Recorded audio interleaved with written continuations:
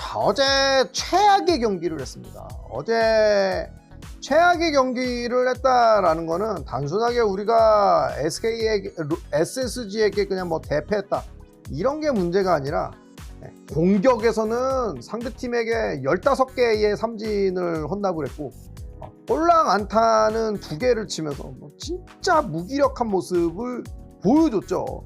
어린 선수들, 베테랑 할 것 없이 팬들에게 이게 프로 대 프로의 경기가 맞냐? 라는 생각이 들 정도로 저쪽은 완전 프로 팀이고 우리 팀은 진짜 아마추어, 사회인 야구 3, 4부 팀인 것 같은 그런 진짜 좀 어떤 대등한 싸움의 경기가 아니라 그냥 한쪽이 비참하게 얻어 터지는 것 같은 그런 느낌을 줬단 말이에요. 그냥 단순하게 마운드가 붕괴됐다 이게 아니라 전체적으로 야수들이 공격과 수비에서 전부 나사풀린 모습을 보여주면서 어제는 꼴도 보기 싫었어요. 이게 정말 내가 응원하는 팀이라는 게 부정하고 싶을 정도로 어제는 형편없는 경기였단 말이에요. 네, 오늘 다시 이제 인천에서 고척으로 넘어와서 최하위 팀인 키움 히어로즈를 만났는데 우리가 올해 키움 상대로 그렇게 잘했냐? 그렇지 않아요. 냉정하게 기아가 가을 야구를 못 간 이유 중에 하나는 키움과의 상대 전적에서 우리가 그렇게 재미를 많이 못 보지 못했다. 중요한 순간마다 키움에서 불펜이 얻어 터지면서 5월 달에도 그렇고 7월에도 그랬고 8월에도 그렇고 한 번 좀 치고 올라갈 만한 그런 싸움 타이밍에 키움과의 대결에서 항상 불펜이 뒷덜미를 잡히면서 우리가 치고 나가지 못하고 1점 차 승부에서 역전패를 당하면서 사이버 윤성민 최근에 올라온 어떤 영상 보면은 윤성민 선수 그 얘기를 하죠. 이게 박빙의 상황에서 뒤에 불펜이 터져갖고 그 경기를 역전패를 당하거나 경기를 내주게 되면 단순하게 1패가 아니라 잡아야 되는 경기를 못 잡았기 때문에 2패, 3패 이상의 효과가 있다고. 그럴 정도로 키움과의 사대가 맞지 않았다. 특히 고척에서는 어떤 좋은 기억이 없는 그런 상태를 오늘 또 맞이하게 됐습니다. 이미 어떤 순위 싸움에서 기아는 트래직 넘버가 0 이상으로 바뀌지만 않았을 뿐이지 사실상 가을 야구가 어렵고 좌절된 상태이기는 하지만 지금 끝까지 응원해서 어제는 문학, 오늘은 고척을 가득가득 채워준 이 수도권 팬들 앞에서 그래도 좋은 모습을 보여줘야 될 의무가 선수단한테 있다라는 거죠. 그래서 오늘 또 어제 같은 모습을 보여주고 무기력하게 패배하면 어쩌나 상당히 걱정이 많았습니다. 어제는 우리 젊은 투수 김태형이라는 선수가 올라와서 그래도 그나마 좋은 호투를 보여주고 그 뒤에 나왔던 선수들도 황동아를 제외하면 전부 호투해줬어요. 거기서 이제 우리가 정신 승리를 할 수 있었는데 오늘은 냉정하게 기아가 가을 야구가 좌절되는데 아주 큰 원인을 제공했던 후반기 극도로 부진했던 애덤 올러가 선발 투수로 나온 그런 날이었죠.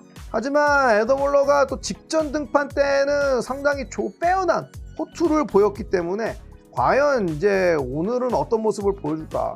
올러에 대해서는 구단도 아직 재계약이냐 재계약이 안 되냐를 명확하게 얘기하고 있지 않는 상황이에요. 조금 더 지켜보고 저 선수가 시즌 끝까지 던지는 모습을 보여준 다음에 결정하겠다라는 이야기를 해놓은 상태인데 지난 9월 18일 날 하나 이글스와의 원정 경기에서는 7이닝 1실점 하이 퀄리티 스타트를 보여줬고 오늘은 이제 6이닝 무실점 퀄리티 스타트를 해줬습니다.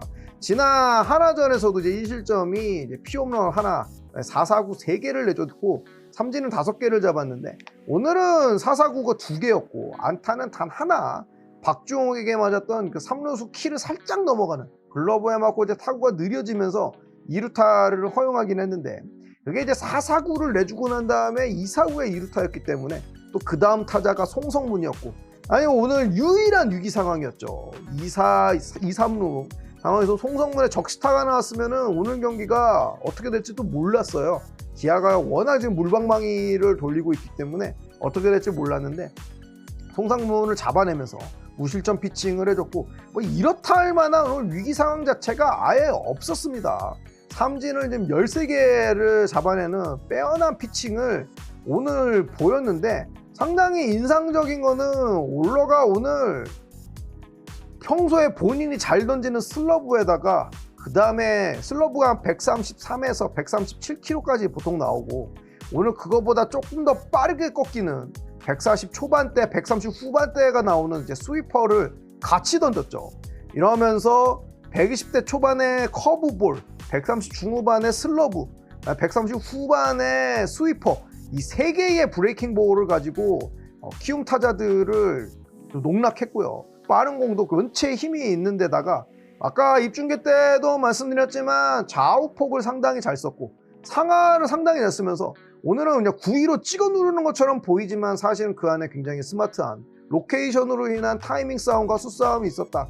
오늘 피칭은 뭐 진짜 올해 올러가 보여줬던 피칭 중에 가장 번쩍번쩍한 피칭이 아니었나. 어떤 기록적으로 보이는 그런 거보다도 오늘은 타자를 상대하는 이 수싸움 자체가 상당히 빛났고 가장 잘 던진 피칭이다라고 감히 평가하고 싶습니다. 이대로만 이제 앞으로 한 등판이 많아야 2번, 아마 정상적으로 로테이션이 가게 되면은 마지막 등판 한 번 정도를 남겨놨을 거다라고 생각이 드는데, 올러에 대한 재계약 판단은 그 경기를 이제 보고 나서 그 다음에 좀 하고 싶네요. 전체적으로 뭐 타선이 계속해서 무기력한 모습을 보이면서 활발한 모습을 보이지 못하죠. 거기다가 루상에서 좀 아쉬운 모습도 있었기 때문에 그 부분도 얘기하고 싶습니다. 근데 오선우가 솔로 홈런을 치면서 하영민의 커브볼을 진짜 어퍼컷 스윙으로 상당히 발사각이 높은 솔로 홈런을 2회 때려냈죠. 뭐 입중계 때도 얘기했지만 오선우가 후반기에 삼진율이 너무나 가파르게 올라가고 있고 전체적인 타격 생산성, OPS 뭐 이런 지표들이 후반기 때 떨어져 있어요. 하지만 그래도 긍정적으로 볼 수 있는 거는 전반기 때 이제 홈런이 잠시만요. 확인을 해보고 이야기를 하죠. 아까 제가 입중계 때 말씀을 드렸는데 그 사이에 까먹었네요.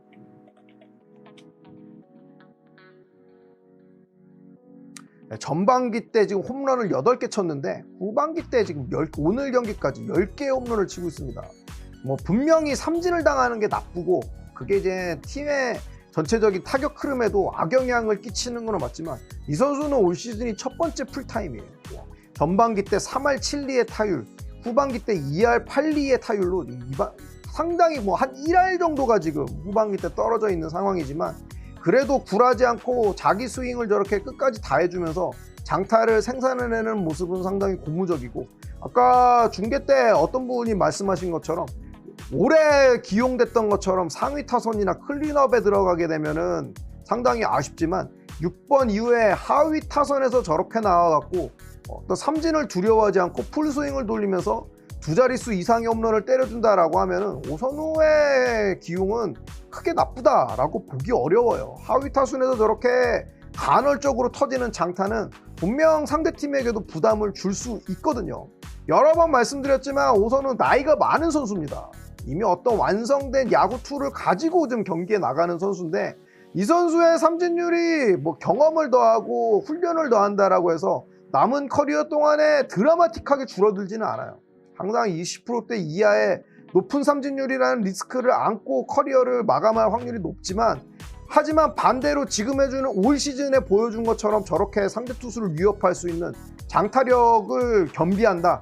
그러면 분명히 팀 안에서의 쓰임새는 있습니다. 내년에 기아가 외국인 선수라든지 야수 구성을 어떻게 가져갈지는 지금 말하기에는 좀 어려운 상황이긴 하지만 오선우의 이런 장타력은 팀에서도 분명히 귀하게 생각할 거고 충분히 가치 있는 선수다, 이런 이야기를 하고 싶고요. 박찬호가 4회 선두타자로 나와서 이제 우중간을 가르는 장타를 치죠. 사실 저도 3루를 내심 밟기를 바랬지만 주력이 막 김도영처럼 폭발력으로 빠르지는 않기 때문에 또 키움의 릴레이가 상당히 좋았어요. 특히 2루수 송지우였나요? 상당히 2루에서 3루까지의 어떤 그 송구가 날카로웠고 정확했죠. 그러면서 박찬호가 3루에서 잡힙니다. 이 부분이 굉장히 아쉬웠고, 안 그래도 타격이 지금 안타를 많은 수의 안타를 기대하기가 힘든 상황에서 선두 타자가 장타를 기껏 쳐놓고도 3루에서 횡사당하는 저런 모습은 굉장히 좀 아쉽죠. 특히 박찬호가 어린 선수도 아니고 베테랑이었기 때문에 그 판단은 좀 아쉬운 판단이었다라고 봐야 되고, 나성범은 뭐 낭낭하게 지금 펑고를 쳐줄 거면은 그래도 좀 야수가 어느 정도로 움직일 수 있는 그런 펑고를 쳐줘야 되는데 키움 외야수들이 그냥 가만히 서서 하품하면서도 잡을 수 있는 그런 타구를 쳐줬기 때문에 상대팀에게도 좀 예의가 아니다. 나성범 보면 요즘 진짜 졸라 짜증납니다. 정말 밉고요. 하지만 2사 후에 오늘 또 앞사석에서 홈런을 쳤던 오선우가 우중간에 안타를 치고 나갔고 김호령의 연타, 그 다음에 한준수가 적시타를 쳐주면서 오선우를 홈에 불러들여서 기아는 4회에 장타 포함해서 안타 4개로 1점을 뽑는 비효율의 극치의 야구를 했다. 이게 기아의 오늘 경기 마지막 안타가 될 거라고는 그 누구도 생각을 못했죠. 4회 이후에 5회서부터 9회까지 진짜 안타 한 번이 안 나왔어요. 계속해서 3자 범퇴. 아마 박헌이 중간에 몸에 맞는 공으로 한번 출루한 거 외에는 아예 지금 1루 베이스를 전혀 밟지 못하고 5회서부터 9회까지 그냥 계속 세타자로 3자 범퇴의 놀라운 향연을 보이면서 오늘도 기아다운 그런 야구를 했다라고 봐야 되고, 다행인 거는 올러가 6회를 책임지고 내려간 이후에 7회 전상현, 8회 조상우, 9회 정혜영이 큰 사고 없이 깔끔하게 필승조다운 모습을 보여주면서 경기를 매조지했다라는 부분은 상당히 긍정적이죠. 특히 모두가 걱정했던 8회 조상우가 3자 범퇴, 9회 정혜영이 삼진 하나를 곁들이면서 3자 범퇴를 밟았다. 이런 경기를 본 게 마지막이 언젠지 기억도 나지 않습니다. 6월 이후에 과연 우리가 이런 경기가 또 있었나 싶을 정도로 가을바람이 휑하고 부니까 가을비 내리는 9월의 고척에서 기아가 그토록 바랬던, 팬들이 원했던 깔끔한 경기 후반을 보여줬지만 이미 가을 야구는 탈락했다. 이런 이야기를 드리면서 오늘의 경기에 대한 리뷰는 마치고 싶네요. 네.